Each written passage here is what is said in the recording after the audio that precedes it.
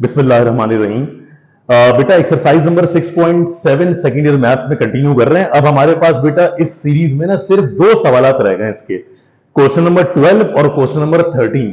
अच्छा, चूंकि बेटा ये दोनों सवाल ना बिल्कुल सेम पैटर्न के हैं, इसलिए पहले एक क्वेश्चन नंबर 12 को जरा समझ लें पूरा, उसके बाद फिर मैं इस जैसा एक और सवाल 13 फिर आपको बोर्ड पे सॉल्व करवा दूंगा। अब आए जरा पहले क्वेश्चन नंबर 12 की जाने। ध्यान से बात सुनना बेटा। उसने इक्वेशन दी हुई है x square plus y square is equal to 36 और लोअर लिमिट दी हुई है -1, अपर लिमिट दी हुई है 1। अच्छा, हमने क्या किया बेटा, चूंकि हमें तो area of the x axis निकालना है तो हमें तो y की वैल्यू चाहिए होती है, क्योंकि फॉर्मूले के अंदर y की रिक्वायरमेंट है। तो पहले हम इस इक्वेशन को सॉल्व करके इसमें से y की वैल्यू निकालेंगे। बेटा वाई स्क्वायर को इधर ही छोड़ दिया, जो एक्स स्क्वायर प्लस का था वहां जाके बन गया माइनस का। y पर से स्क्वायर हटाया, पूरी वैल्यू पर रूट लगा दिया, तो ये बन गया वाई स्क्वायर हट के रूट लगा, तो रूट के अंदर 36 माइनस एक्स स्क्वायर। अब एक प्रॉब्लम ये है बेटा कि इस वैल्यू को इंटीग्रेट करवाने के लिए ना एक है लंबा चौड़ा फॉर्मूला। अच्छा, ये फॉर्मूला वैसे भी बड़ा इंपॉर्टेंट है बेटा, एमसीक्यू में भी पूछ लिया जाता है, याद तो करना पड़ेगा। तो देखिए उसको सवाल में अप्लाई कैसे करेंगे। फॉर्मूला ये बोल रहा है कि ये जो एक्स स्क्वायर है ना, ये होना चाहिए वेरिएबल का होल स्क्वायर, और ये जो 36 है इसे हम ब्रेक करवा सकते हैं बेटा 6 के होल स्क्वायर में। तो हमने क्या किया, जैसे 25 होता है 25 ब्रेक हो जाता 5 के होल स्क्वायर में, 49 होता ब्रेक हो जाता 7 के होल स्क्वायर में, तो अभी 36 का ब्रेक हो गया 6 के होल स्क्वायर में। तो सवाल की शक्ल क्या बन गई, constant square minus variable square, यानी 6 स्क्वायर माइनस एक्स स्क्वायर। अब ये जो y की वैल्यू आ गई, इसको उठा के इस फॉर्मूले के अंदर हमने पुट करवा दिया y की जगह, देखो y की पूरी वैल्यू, और लोअर लिमिट आ गई -1, अपर लिमिट आ गई 1। अब ये जिस तरह से इंटीग्रेट हुआ है ना, उसको इंटीग्रेट करवाने के लिए बेटा ये फॉर्मूला समझना है आपको। अब फॉर्मूला क्या है, जरा ध्यान से बात सुनना बेटा। फॉर्मूला कह रहा है अगर इंटीग्रेट करवाना हो constant square minus variable square, तो आंसर ये लिख दो, क्या, पहले x अपॉन 2 यानी वेरिएबल अपॉन 2, फिर स्क्वायर रूट के अंदर पूरा सवाल, फिर प्लस के बाद constant square a square upon 2, फिर साइन इनवर्स के आगे x अपॉन n। अब क्या किया बेटा मुझे बताओ, जब ये मैं इस इंटीग्रल का ये पूरा फॉर्मूला यहां अप्लाई करूंगा, तो बच्चों हमारे पास भी वेरिएबल x है, इस फॉर्मूले के अंदर भी वेरिएबल x है, तो x में तो देखो कोई फर्क नहीं पड़ेगा हर जगह, बस जहां जहां बेटा a स्क्वायर आएगा वहां चेक कर लो, a स्क्वायर का मतलब क्या, शाबाश वही 6 का स्क्वायर, और जहां बेटा ये a स्क्वायर आ रहा है वहां पे भी बन जाएगा 6 का स्क्वायर, क्योंकि अपने पास कांस्टेंट जो है वो a यानी 6 है। तो हमने क्या किया, पूरा formula as it is apply कर दिया इंटीग्रल का, बस इतने फर्क के साथ कि जहां पर a square minus x square था वहां 6 स्क्वायर माइनस एक्स स्क्वायर आ गया, और a स्क्वायर अपॉन 2 बन गया 6 square upon 2, sine inverse x upon a था ना, तो a की जगह a की वैल्यू कांस्टेंट यानी 6 आ गई।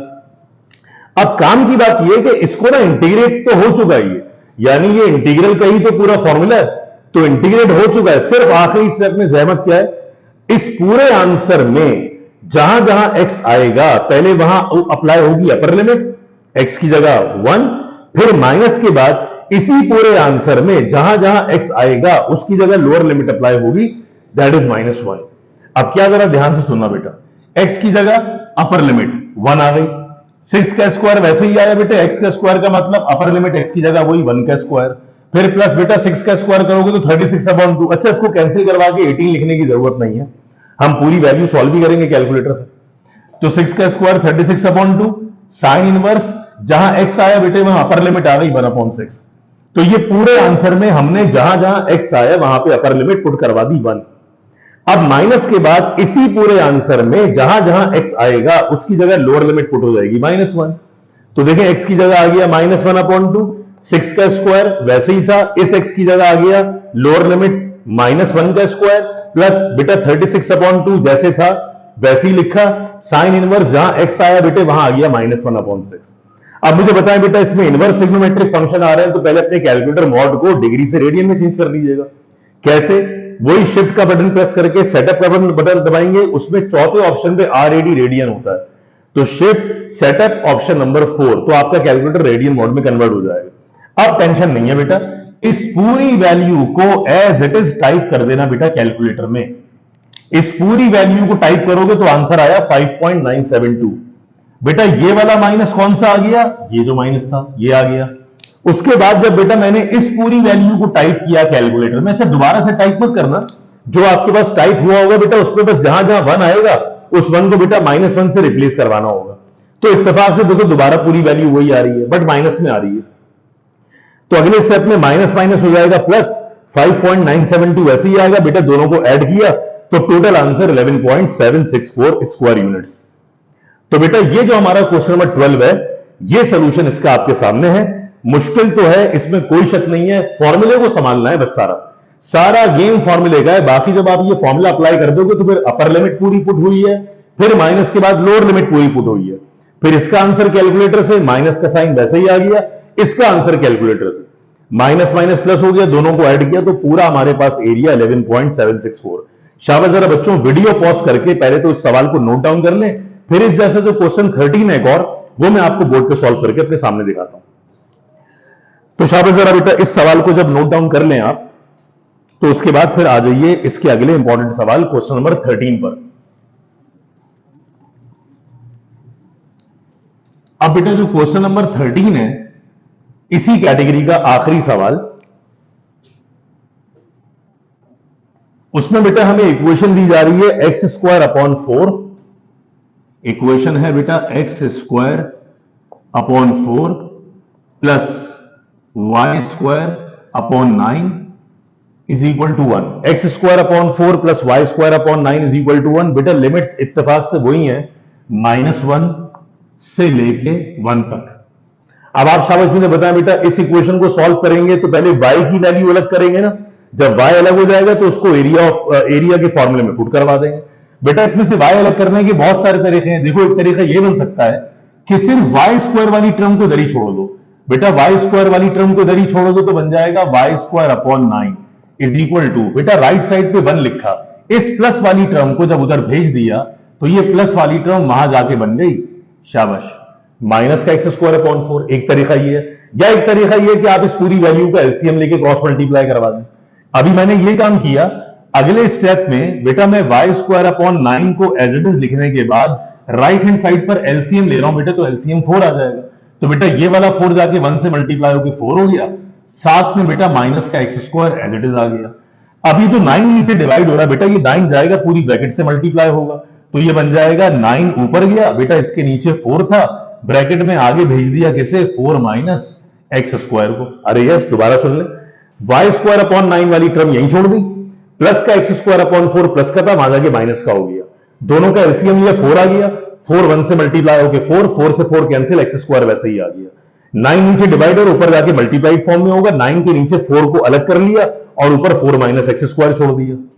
अब जब मैं इस पर से y पर से स्क्वायर हटाऊंगा तो बेटा पूरी वैल्यू स्क्वायर रूट में आ जाएगी। शाबाश बोले, स्क्वायर रूट में कौन कौन आ गया बेटे, 9/4 भी आ गया, और बेटा ये जो 4 लिखा हुआ है इसको चाहो तो यही ब्रेक करवा लो, 2 का स्क्वायर माइनस एक्स का स्क्वायर। अब अगले स्टेप में मुझे कंफर्म करो बेटा, क्या ये बन जाएगा 9/4। बेटा ये वाला 9 रूट से बाहर आके 3 बन जाएगा, ये वाला 4 रूट से बाहर आके 2 हो जाएगा, और स्क्वायर रूट के अंदर हमारे पास वैल्यू बचेगी सिर्फ 2 का स्क्वायर माइनस एक्स का स्क्वायर। एलसीएम लिया, 9 नीचे था ऊपर भेजा, 4 अलग कर लिया 9 के साथ, स्क्वायर हटा के रूट लगा दिया, 9 बाहर आके 3 बन गया, 4 रूट से बाहर आके 2 बन गया, ये वाली पूरी वैल्यू रूट में रह गई। अब ये आ चुकी है बेटा हमारे पास किसकी वैल्यू, शाबाश, y की वैल्यू। 3/2 को छोड़ के बेटा जरा बाकी पूरी वैल्यू को चेक करो, ये दोबारा से वही फॉर्मूला तो बन रहा है बेटा, constant square minus variable square. अब मैं यहां से शुरू कर रहा हूं बात, जरा यहां तक का काम बेटे कॉपी कर लें पहले। अब जब बेटा हम एरिया की वर्किंग स्टार्ट करेंगे तो एरिया की जरा वर्किंग देखना बेटा ध्यान से। फॉर्मूला बेटा ये मैंने समझाने के लिए दिया बेटा, एग्जाम में लिखने की जरूरत नहीं है, मेंशन कर दें तो भी सही है, मेंशन ना करें तो भी ठीक नहीं है बेटा। जब मैं एरिया से स्टार्ट करूंगा, देखो लोअर लिमिट आ गई -1, अपर लिमिट आ गई 1। बेटा हमारे पास वैल्यू क्या थी, 3/2। अच्छा ये 3/2 बेटा एज इट इज यहां लिखने के बजाय इसको पहले स्टेप में कांस्टेंट इंटीग्रल से बाहर निकाल लेते हैं तो ज्यादा बेहतर रहेगा। तो 3/2 जो कांस्टेंट है उसको बेटा हमने इंटीग्रल से कर लिया अलग, लिमिट्स वही है बेटे -1 से लेके 1, और इंटीग्रल के अंदर बेटे हमारे पास वैल्यू क्या आ रही है, शाबाश, 2 स्क्वायर माइनस एक्स स्क्वायर। तो ये वैल्यू आ गई 2 का स्क्वायर माइनस वेरिएबल का स्क्वायर साथ में dx। अब बताएं बेटा, बिल्कुल पिछले सवाल जैसा ही तो है, सिर्फ फर्क ये कि वहां 6 था, यहां 2 है, और बाहर एक 3/2 है। जारी बात है इसको पूरा आंसर जो भी आएगा वो आखिरी स्टेप में 3 से मल्टीप्लाई और 2 से डिवाइड हो जाएगा। ये 3/2 बेटा वैसे ही चलता रहेगा एज इट इज, ये एक्स्ट्रा वैल्यू आ रही है। तो नेक्स्ट स्टेप में एरिया बराबर हो जाएगा बेटा 3/2 को लिख दिया वैसे ही। यहां जब मैं इसको इंटीग्रेट कराऊंगा बेटा ये वाला फॉर्मूला अप्लाई करवा के, तो बताओ ये वाला फॉर्मूला शुरू कहां से हो रहा है बेटा?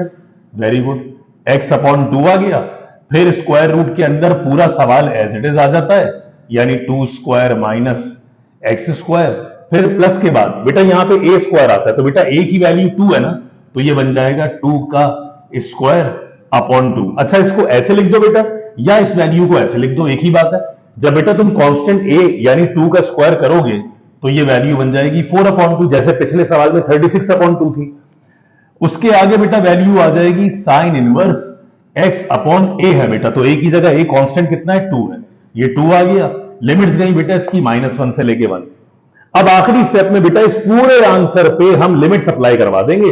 पहले जहां भी x आएगा वहां अपर लिमिट 1, फिर माइनस के बाद जहां जहां x आएगा बेटे वहां लोअर लिमिट -1। अच्छा ये जो 4/2 है इसको अगर आप सिंप्लीफाई कर लिखना चाहें तो ये 4/2 ऑब्वियसली खाली 2 में कन्वर्ट हो जाएगा। तो बेटा अगले स्टेप में वैल्यू बन जाती 3/2 एज इट इज, यहां बना दी स्क्वायर ब्रैकेट। अब बेटा इस पूरे आंसर में पहले मैं अपर लिमिट पुट करवाने जा रहा हूं, अपर लिमिट मतलब 1 पुट करवाने जा रहे हैं। तो बेटा जहां x था वहां पे आ गया 1/2, स्क्वायर रूट के अंदर बेटा 2 का स्क्वायर चाहो तो खोल दो 4 हो जाएगा, माइनस बेटा इस x पे जगह तुम 1 पुट कराओगे तो 1 का स्क्वायर तो 1 ही हो जाएगा, फिर बराबर में 4/2 को खाली 2 लिख दिया, और फिर वैल्यू आ गई बेटा साइन इनवर्स x/2, मतलब x की जगह अपर लिमिट आ गई 1, और ये आपके पास पूरे सवाल में अपर लिमिट हमने सब्स्टिट्यूट करवा दी।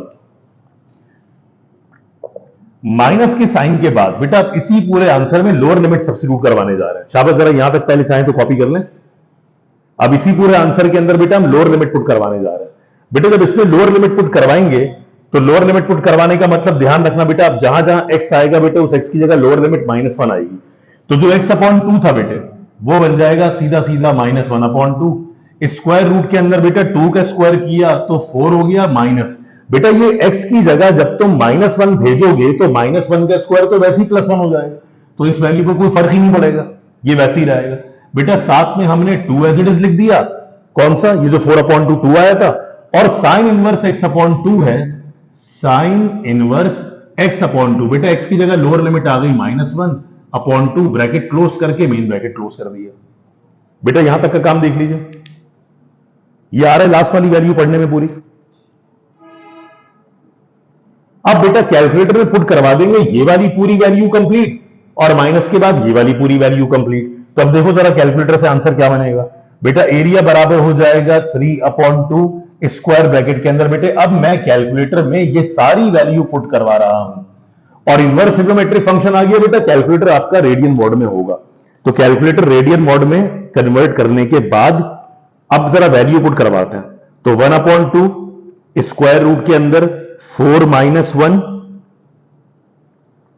1/2 हो गया, स्क्वायर रूट के अंदर 4 - 1, कर्सर को बाहर ले गए, +2 के बाद शिफ्ट दबा के साइन इनवर्स 1/2 ब्रैकेट क्लोज किया, तो बेटा इस पूरी वैल्यू का आंसर आ रहा है 1.913। बेटा ये वाला माइनस एज इट इज आ गया, फिर ब्रैकेट लगा दिया। अब आपको अंदाजा बेटा कि इसका आंसर वही बनना चाहिए माइनस में, जरा चेक कर लेते हैं फिर भी। अब बस कर्सर को मैं ले जा रहा हूं जहां जहां मैंने 1 लिखा था, ये वाला 1 लिखा था बेटा, उन सबको मैं -1 और -1 करवा देता हूं। तो मैंने पहले वाली वैल्यू को भी करवा दिया -1, और बेटे जो सबसे आखिरी वाली वैल्यू 1 थी उसे भी करवा दिया -1।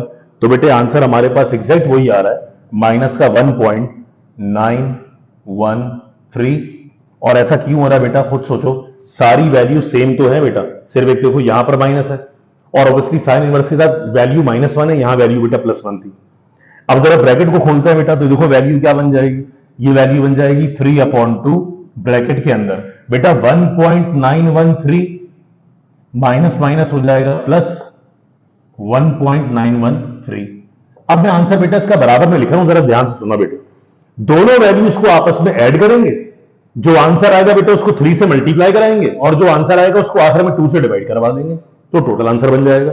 अब जरा देखते हैं बेटा, 1.913 में प्लस किया 1.913, जो आंसर आया बेटा उस आंसर को मल्टीप्लाइड बाय 3 किया और जो आंसर आया बेटा उसको डिवाइड बाय 2 किया, तो बेटा हमारे पास जो आंसर बन रहा है वो 5.739 5.739 और बेटा इसके आगे चूंकि ये एरिया है तो क्या लिख देंगे बच्चों, स्क्वायर यूनिट्स।